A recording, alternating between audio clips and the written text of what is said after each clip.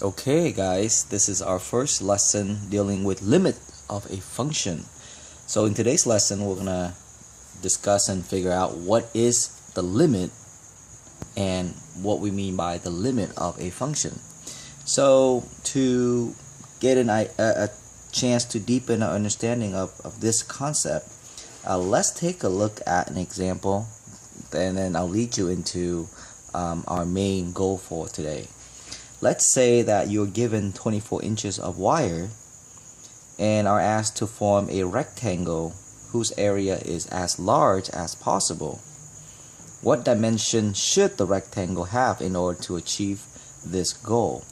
Well, the first thing we would do is we would start by drawing a rectangle.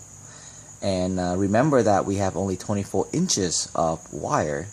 Therefore, the width and the length will kind of depend on each other. So in order to figure out what is the dimension that's best optimized, that best give us the largest area, we start by perhaps figuring out how we can position our 24 inches of wire and how the width and the length depend on this 24. We know that perimeter 24 inches is going to be used to spread around the rectangle, so perimeter is 2L plus 2W. Since we have 24 inches of wire, implies that the perimeter has to be 24, and then since perimeter equals 2L plus 2W, everything is divisible by 2. That brings us to 12 equals to L plus W. Or if we solve for W, then we know that W, or if we solve for L, then we know that L is 12 minus W. Okay, so you subtract W to the other side and you get 12 minus W. So whatever the width is, the length is 12 minus that width, and that will form rectangles that satisfies the 24 inches perimeter. So the question here is, what should be my width so that the area is as large as possible? Well, we know that the area as a function of the width can be found by taking length times width. Now, because length is 12 minus W, area is 12 minus W times the width, because the length is 12 minus W. Alright, so whatever the width is, the length will be 12 minus that, and then multiply those together. That's how you get an area. So let's say if you want to do some guessing and see how the area changes as you increase W little by little. Let's say if you started out and set W equals to 5. Okay. The area when we chose the width to equal to 5 would be 5 times 7, and that would be 35. Okay, there we go. Okay. So can we somehow increase the area if we increase the width by a small value? When we increase the width by a small value, let's say increase the width by up to 5.5, then the area can be found by now taking 5.5 times 6.5, and that brings us to 35.75. Cool. We have increased the area by 0.75 by increasing the width. Can we continue to increase the area? And it turns out that yes, we can, up to a certain point only, and that's what we call the limit, right? So we can go ahead and increase it up to, as you can see, when I increase my width to 5.9, my area jumps to 35.99. And when I choose the width to be exactly 6, I get an area of 36. And as I continue to increase my width, note what happened to the area. It actually goes down. So we say that the limit the limit for us to achieve the maximum area is actually 6.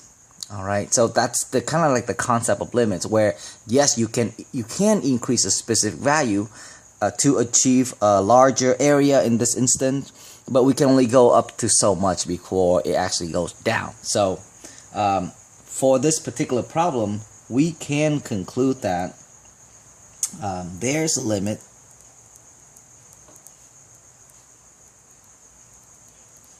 to how large